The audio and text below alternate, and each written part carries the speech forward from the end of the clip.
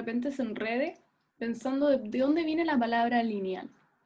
La palabra lineal no viene de línea, es distinto de línea. La palabra lineal viene de una propiedad matemática que es súper importante que la vamos a ver a continuación.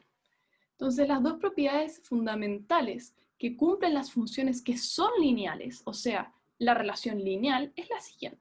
La función, por ejemplo, cuando la evalúo en dos valores diferentes, es lo mismo que evaluar por separado esas variables.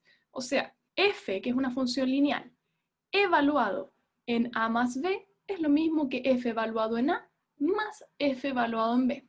Para cualquier valor del dominio de la función, o sea, para cualquier valor que yo introduzco. También vamos a ver que f evaluado en alguna constante que multiplique x va a ser igual a esa constante multiplicando a f de x. Es decir, que la función distribuye con respecto a la suma y la función escupe, por decirlo, cuando lo multiplico por una constante real o por un escalar, se dice. Y esto para cualquier valor que yo introduzca de los números reales. Veamos la demostración. Vamos a agarrar una función cualquiera lineal, o sea, f de x igual a m por x, donde su pendiente va a estar en los números reales. Vamos a tener entonces que f evaluado en a más b es lo mismo que m por a más b. Recuerden que la función es m por la variable. Y la variable en este caso que yo introduzco es a más b. Ahora, si yo distribuyo esta pendiente con respecto a cada una de estos valores, porque es una suma y la multiplicación distribuye con respecto a la suma, vamos a ver que esto es m por a más m por b. Pero m por a es f de a y m por b es f de b. Por ende, esto es equivalente a f de a más f de b. Y acabamos de demostrar lo que queríamos ver. Es decir, que f de a más b es lo mismo que f de a más f de b. Genial. Tenemos la primera propiedad lista. Ahora veamos cuál es la segunda propiedad, o demostremos la segunda propiedad para que efectivamente nuestra función sea una función que cumple con la relación de linealidad. Es decir, que es una función lineal. Vemos que f, cuando lo evalúo por algún lambda, a lambda siendo un número real cualquiera, eso va a ser equivalente a m por lambda por x. Recordemos que la función era m por x.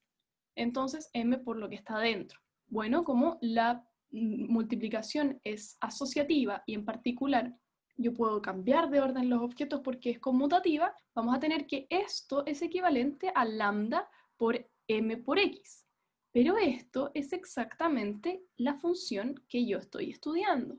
Es decir, que f de lambda por x va a ser equivalente a lambda, que está aquí, multiplicando a f de x. Genial, demostramos la segunda propiedad. Entonces, como demostramos ambas, podemos decir que la función f de x igual a m por x cumple con la relación de linealidad y es por eso que se le llama función lineal. Veamos el resto de las propiedades que son un poquito más tranqui. Esta propiedad era un poquito complicada, pero es fundamental. Notamos que, en particular, cuando yo evalúo mi función en 0, esto va a ser equivalente a 0. Es decir, que las funciones lineales siempre pasan por el origen, que fue lo primero que dije yo. Es decir, que cualquier función lineal que yo dibuje, aunque esta me quedó media chueca, que yo dibuje, va a necesariamente pasar por el origen. Además, como verás, en el dominio de la función se podría tener cualquier número real. Es decir, que cuando nosotros vemos la función, que en este caso es una función que, por ejemplo, va de los reales a los reales, como mi función en particular es m por x, no hay ninguna restricción, no hay ningún valor real que me impida multiplicarlo por otro real. Recuerden que hay cerradura para la multiplicación de los números reales, como vimos en las clases de números anteriormente. Por ende, como no hay ninguna restricción, en el dominio de la función podría haber cualquier número real. En otras palabras, en este caso donde nos dicen que el dominio son los reales y el codominio son los reales, en particular también el codominio va a ser igual al recorrido. ¿Por qué? Porque cuando f de x es igual a m por x, que es la función lineal, donde en particular pedimos que la pendiente sea distinta de 0, vamos a tener que se van a recorrer prácticamente todos los números reales.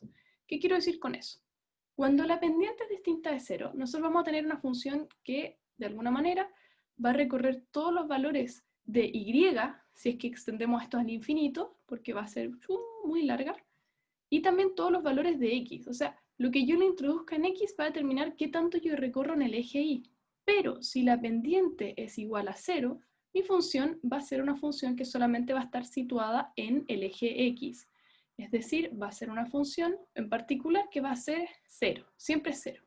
Entonces, cuando nosotros pensamos en el caso que es distinto de 0, vamos a tener que el recorrido siempre es igual al codominio.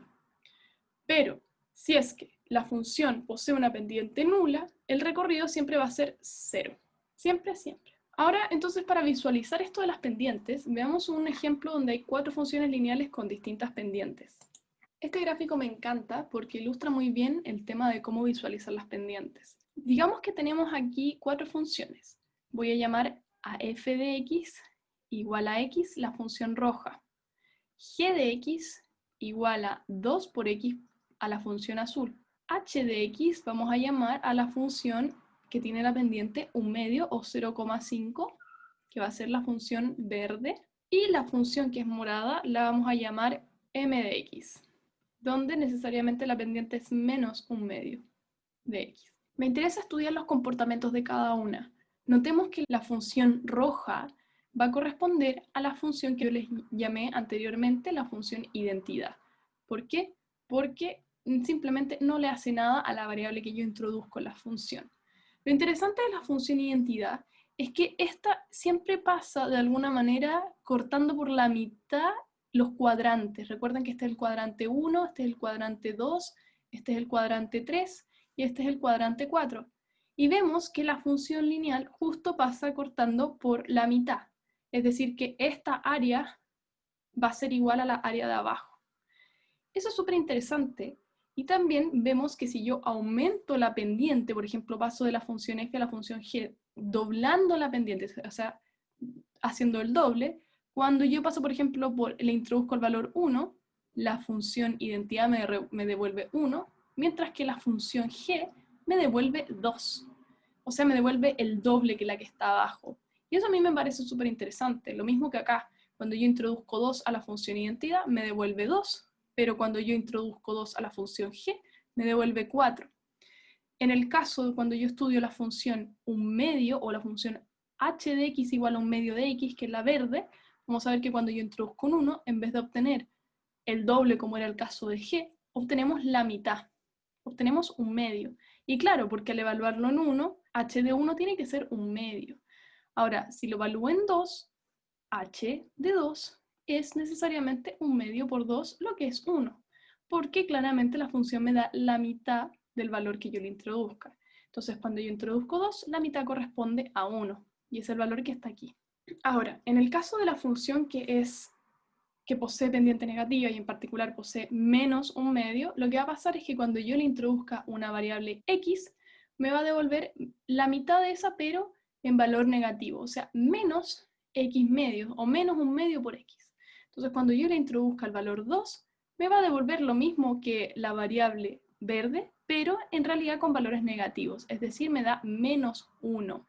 Y así, si yo le entrego, por ejemplo, el valor menos 4, que está aquí, m de menos 4 va a ser menos 1 medio por menos 4, menos por menos me da positivo, y 4 dividido en 2 me da 2. Es decir, que cuando yo le introduzco el menos 4, me devuelve el valor 2, lo cual es correcto. Vemos que las funciones con pendiente positiva pasan por los cuadrantes 1 y 3, por el cuadrante 1 y 3.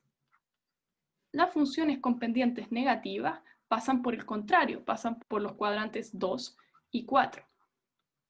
Y en caso que la pendiente sea igual a 0, vamos a tener una función que simplemente va a estar alojada en el eje horizontal. Es decir, que no pasa por ningún cuadrante, solamente por el eje X. Es importante notar que cuando la pendiente se le dice positiva, la función siempre va a ser creciente. ¿Por qué? Porque a medida que yo avanzo en el eje X, subo en el eje Y. Sin embargo, cuando yo hablo de funciones con pendientes negativas, digo que la función es decreciente, porque a medida que yo avanzo en el eje X, bajo en el valor del eje Y, es decir, decrezco a medida que avanzo. Muchas veces vamos a estudiar entonces que la pendiente corresponde a la tasa de cambio de la variable Y con respecto a la variable X. Porque claro, a mayor pendiente, por ejemplo, voy a decir que Y varía más con respecto a x que tal vez otra función. O en el caso de que la pendiente sea negativa, esta disminuye aún más a medida que yo avanzo en el eje x. Eso lo vamos a estudiar mucho más en unas clases más adelante, en particular en las clases de geometría analítica, que corresponde a una de las primeras clases que vamos a ver de geometría, y vamos a estudiar visualmente cómo se relacionan entonces las variables y las pendientes de las rectas cuando yo las grafico en el plano. Ahora veamos dos casos particulares. Yo les hablé harto también del caso cuando la pendiente era positiva, negativa, pero en particular volvamos al caso donde la pendiente es cero. Es decir, que cuando yo grafico la función f de x igual a m por x, que va a ser 0 por x, siempre va a ser 0. Es decir, que cuando yo la pongo en el plano cartesiano, mi función va a estar pegadita al eje x. Entonces nosotros decimos que esta es una función constante y que el recorrido será nulo, es decir, más que nulo, el recorrido será 0. Y eso ya lo corregí en la guía que ustedes deberían tener. En verdad esto no debería decir nulo, debería decir 0, porque en verdad el único valor que toma el recorrido va a ser, en este caso, el valor 0. Ahora, yo sé que ustedes viendo esta función podrían pensar, y es válido, oye, pero si yo tengo una función que en particular pasa por el origen y es horizontal, ¿no puedo tener el caso en donde pasa por el eje vertical?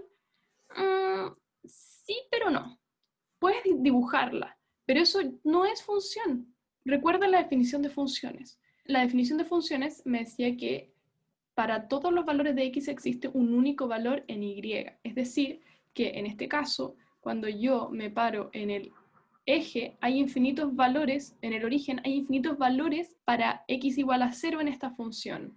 Y en ese caso, vamos a ir viendo que la pendiente que acompaña de alguna manera esta casi función sería infinito, lo que implica que no es función. ¿Y por qué sabemos que es infinito?